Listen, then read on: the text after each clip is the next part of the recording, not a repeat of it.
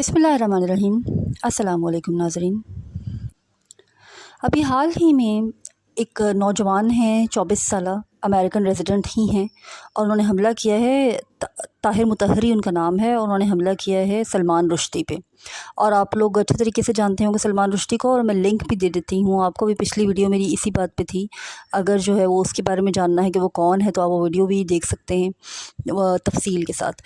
वैसे वो शख्स है जिसने एक किताब लिखी थी द सैटानिक वर्सेस 1988 में, जो कि गुस्ताखाना किताब है। हज़रत मोहम्मद सल्लल्लाहु अलैहि वसल्लम के ख़िलाफ़, उम्महातुल मोमिनीन के ख़िलाफ़, कुरान करीम की कुछ आयात के ख़िलाफ़ उसने लिखा। इस लड़के ने, ताहिर मुतहरी ने, उस पर हमला किया, जानलेवा हमला किया। और अब जो है वो सलमान रुश्दी जो है वो बहुत बुरी हालत में हॉस्पिटलाइज्ड है, वेंटिलेटर पे है। तो उसके बारे में ताहिर मुतहरी जो हैं उनको तो मुसलमानों वाले सब अपना हीरो के तौर पे ले रहे हैं, लेकिन यूरोप में एक नई बहस जो है उसका आगाज़ हो चुका है।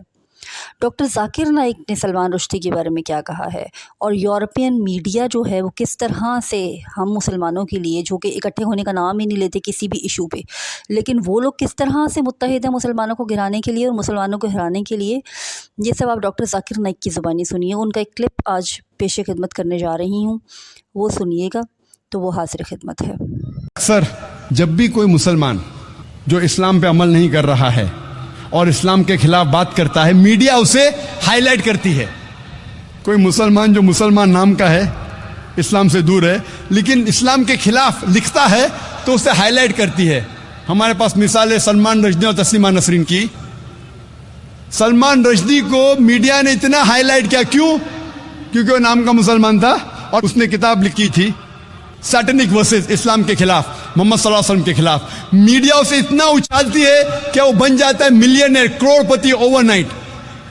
सैटेनिक वर्सेस के पहले चंद लोग जानते थे। सलमान रश्दी को आज मीडिया ने इतना हीरो बना दिया कि वो करोड़पति, अरबोपति बन गया।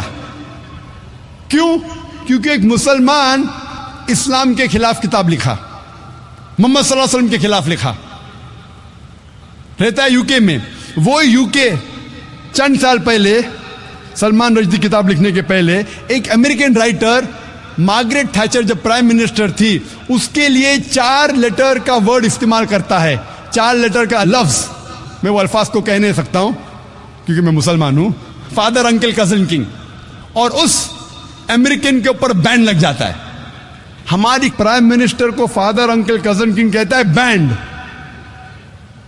कुछ वक्त के बाद सलमान रश्दी वही प्राइम मिनिस्टर को वही अल्फाज को एक्टिव करता है, father, uncle, cousin, king add कर जाता है, ING, और उसको अवार्ड देती है गवर्नमेंट। क्यों?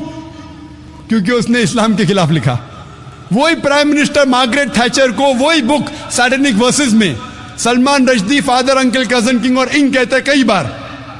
उसी प्राइम मिनिस्टर मार्गरेट थैचर को कहता है, लफ्ज इस्तेमाल नहीं कर सकता हूं मैं, कहता है फीमेल डॉग, कहता है कुत्ती, और उसे यूके गवर्नमेंट अवार्ड देती है, नाइटहुड। क्यों? क्योंकि उसी किताब में उसने मोहम्मद सल्लल्लाहु अलैहि वसल्लम के खिलाफ भी लिखा। 8वीं स्ट्रैटेजी मीडिया की क्या करती है? अगर कोई मुसलमान विद्वान है, अच्छा काम करता है, तो उसे मुसलमान जैसा बताती ही नहीं। वक्त कम होने की वजह से एक ही मिसाल दूंगा मैं इस स्ट्रैटेजी की। हम जानते हैं कि 8वीं सदी से 12वीं सदी को कहा जाता है, यूरोपियन कहते थे डार्क एजेस, अंधेरे का दौर। डार्क एजेस कहां अंधेरे का दौर था? वो अंधेरे का दौर था यूरोपियंस के लिए, अंग्रेज के लिए। मुसलमान जो अरब साइंटिस्ट थे, इतने कम तहकीक के बावजूद इतनी साइंटिफिक डिस्कवरीज कर चुके थे, दे वर ग्रेट। लेकिन आज जब हम साइंस पढ़ते हैं, हमें पता ही नहीं लगता कि मुसलमान ऊंचाई पे थे। हम पढ़ते हमारी किताब में एरिस्टोटल ऑफ द ईस्ट, एविसीना। एविसीना अंग्रेज नाम लगता है ना, उसका असल नाम है अली इब्ने सीना। हम पढ़ते किताब में एविसीना, कौन समझेगा एविसीना मुसलमान था? हम पढ़ते हैं केमिस्ट्री के अंदर एक मशहूर साइंटिस्ट गेबर नहीं, ये जाबिर है, जाबिर इब्ने हय्यान। कौन समझेगा गेबर मुसलमान है? وہ جابر ابن حیان. ایسی کئی مثال دے سکتا ہوں. ہم پڑھتے ہیں بلڈ سرکولیشن کے بارے میں. ولیم ہاروی 400 سال پہلے ولیم ہاروی کے پہلے ابن نفیس نے ایجاد کیا تھا, ڈسکرائب کیا تھا بلڈ سرکولیشن.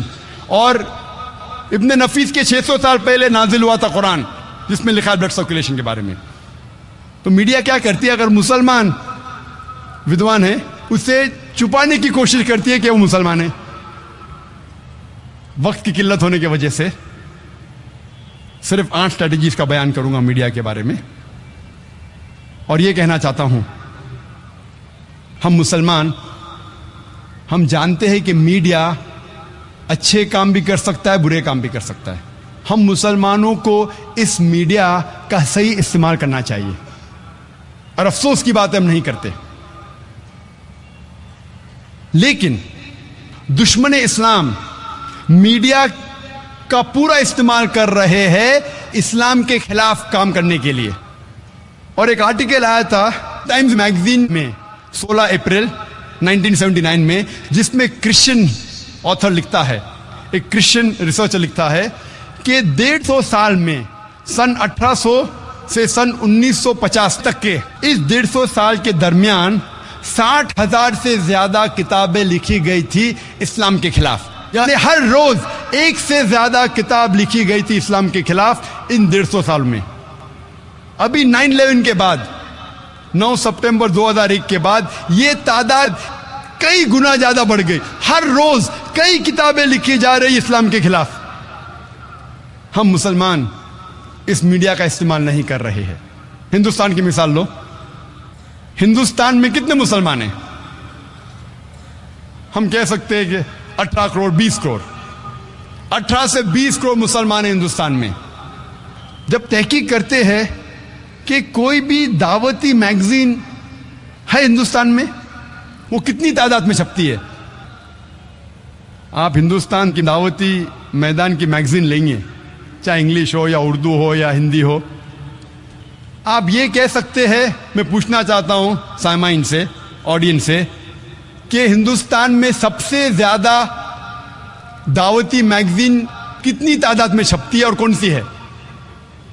ہندوستان میں دعوتی میدان میں کون سی میگزین سب سے زیادہ تعداد میں چھپتی ہے؟ ٹرائی کر سکتے, گیس کر سکتے؟ اسلامک وائس, اس کی تعداد ہے 12,000 سے 15,000.